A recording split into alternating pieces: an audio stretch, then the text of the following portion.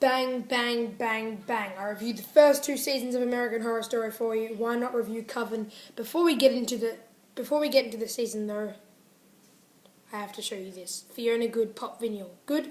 Good. That's really sick. You'll find out who Fiona Good is right now. American Horror Story Coven is basically about this girl named Zoe. She's a normal girl for about the first 5 seconds of this series, but it turns out she finds out she's a witch, basically, after a bit of a mishappening. So she gets sent to this an academy for witches. There are only 3 girls in this academy, and 4 when Zoe comes, obviously. But there's also Fiona Good, who's like the leader. She's not a student, but obviously she's a bit older than the rest. She's a supreme. But then we have Fiona Good's daughter, played by Sarah Paulson. Her name's Cordelia Fox. So she did very good, as did Jessica Lange. Lots of crazy shit does go down in this. It's kind of hard to talk about this season. Very hard to talk about because it was a bit boring. I liked it. Like, I felt like Asylum and Murder House were way better, but at the same time, I really did like it. Like, loved it. I don't know. It gets really confusing. Speaking of confusing, I want to get to my first flaw. Now, this is, I guess you could say, my main flaw.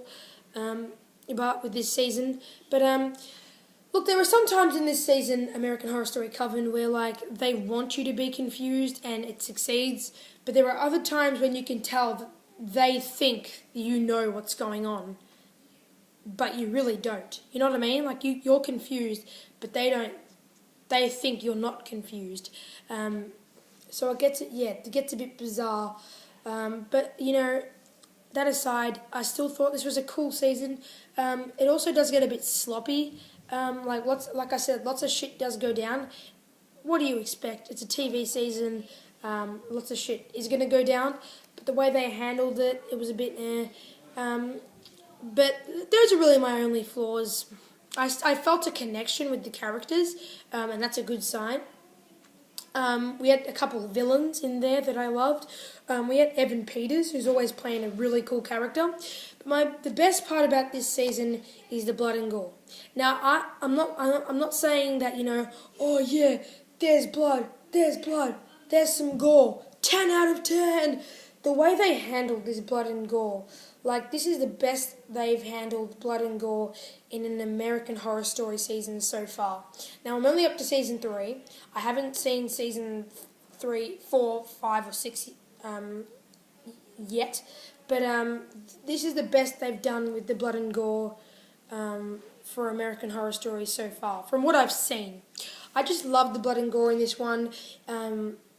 It was way more realistic than the other ones.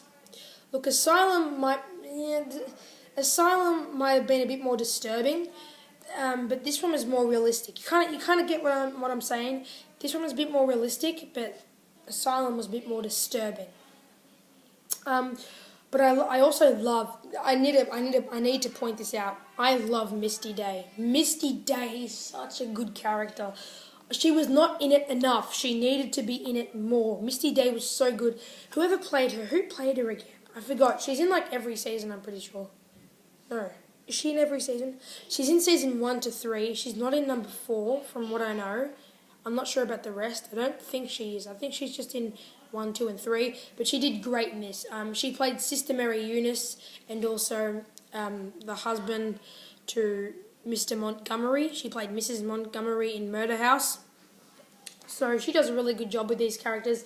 Also, another person who does a really good job with characters in American Horror Story is Jessica Lange. Jessica Lange is a star in this show. Like whenever someone says, Jessica Lange has been in so many things. What do you love her from? I love her from American Horror Story. She is so good portraying, her characters. We also have Evan Peters, who plays, he does a good job at playing like this really weird, bizarre character. Spoilers. He basically, spoilers. He basically gets killed in a car accident, which is caused by Madison Montgomery, who we'll get into later, in a second, and he gets cut into pieces in the morgue, and basically the witches bring him back to life, and he's basically like a monster. And it's kind of weird, but it's also kind of he does a really good job. And I loved Evan Peters. He's not as good as he was as Kit Walker or Tate Langdon, but I just loved him in this as well. Kyle Spencer, his name is. When he kills his mum, that was a pretty good scene. I like when he killed his mum.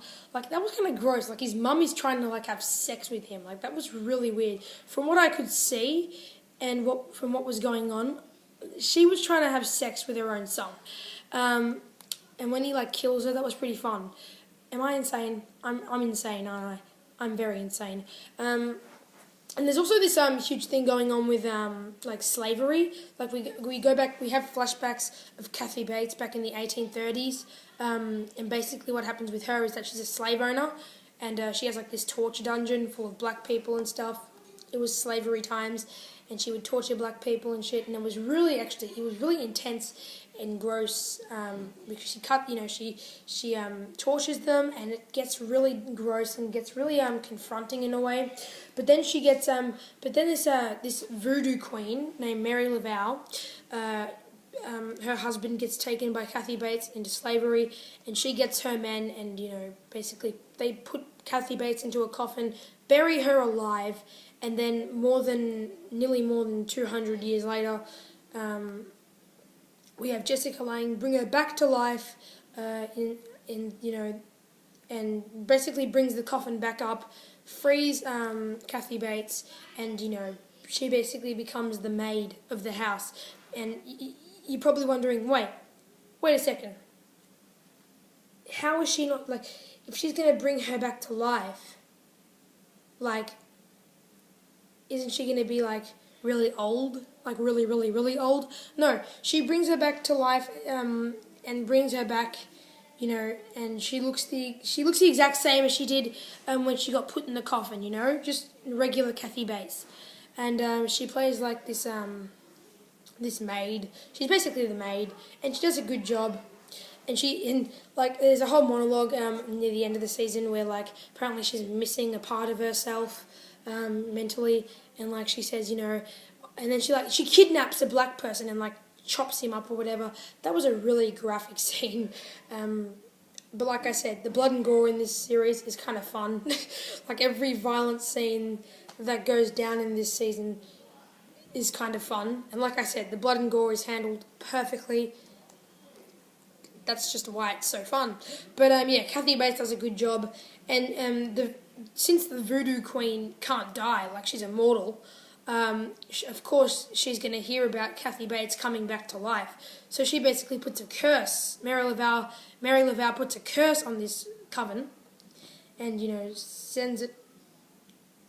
He makes this coven shit basically, and lots of stuff does go down, because Mary Laval basically is the villain, and she plays. She does pretty well. She does pretty well. She does pretty. Did I just say she does pretty well? She does pretty well at this character. Yeah, I'm gonna be serious. So Mary Laval, the girl who plays her, does pretty well. Not rel. And at the end, they turn her into basically a good guy. They turn her in. They turn her to the Coven's side, and that kind of didn't work for me. And also another thing that didn't work for me was the ending. The way they ended it. It's gonna get long. It's gonna get complicated if I explain it. Basically, Sarah Paulson becomes blind, and she, after a vision, and after she passes out, basically after trying to attempt the 7 Wonders. If you don't know what the 7 Wonders is, look up AHS 7 Wonders. You'll know. Safari will know what it is.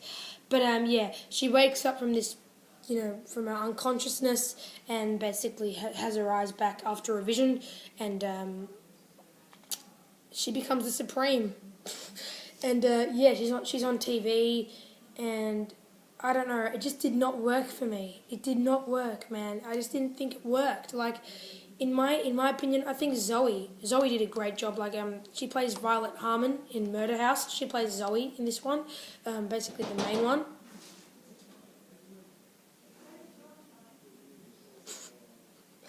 Oh my god, I was going to knock on it. What the hell was that? It was like a knock. Sorry, I won't let that disrupt the video. But yeah, so I just didn't like the ending. The ending was a bit shit, and like I said, I reckon that Zoe should have been this new Supreme, because she was basically the one we were following the entire time, basically. But no, turned Cordelia Fox into the friggin' Supreme, and yeah, so yeah, it's very hard to explain this season. I liked it, I didn't love it. It's a bit sloppy, and I think that Murder House and Asylum, they're better than Coven, but I still think this was solid. It was a solid season, and I'll give it a 7.5. I'll give it a 7.5. Like I said, not better than the other ones, but I still think it's pretty solid. Had a fun time, felt a connection with the characters like you should, and like I wouldn't like if this was on TV. If this season was on TV and I had nothing to watch, I would put it on. Just watch an episode or two. But like if I had to pick an American Horror Story, a season to actually like put on my TV and watch a few episodes of, I wouldn't pick Coven. I can't see myself watching this, and being fascinated again. But it was still good. And I'm going to give it a 7.5. Sorry. It's kind of a shitty review for it. We got a couple disruptions. And yeah, I'm very sorry about that. But basically to, wrap it all up, it's alright. Bit sloppy, but okay. I've watched the first couple episodes of Freak Show. First episode was alright, and I was kind of scared that it was going to be a crap season. But I watched the second episode, and I loved it. Loved the second episode. Hopefully the rest of the season is like that. Love Twisty. Twisty's the man. And yeah, so can't wait to review that one for you guys when I'm finished with that. But for the moment, season 3 was alright. So thank you for watching this, and like I said, it was kind of a crappy review. Complicated, disruptions everywhere, but that's okay. We got through it alive. That's all that matters. So thank you for watching this video, everyone, and I'll see you all later. Bye. Sorry.